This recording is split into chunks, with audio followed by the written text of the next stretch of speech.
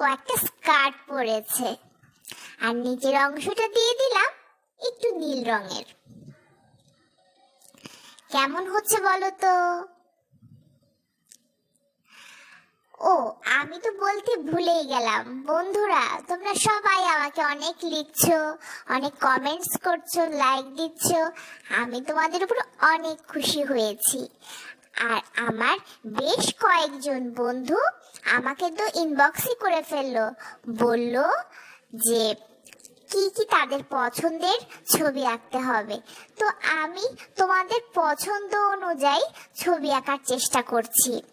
আমাকে এক বন্ধু জেরিন বলেছে ছোট্ট একটা মেয়ের ছবি আঁকতে, যে কলসি কাঁখে পানি আনতে যাচ্ছে।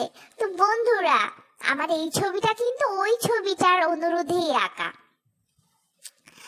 দেখো আমি কত সুন্দর করে গাছের রং, পাহাড়ের রং দিয়ে দিচ্ছি।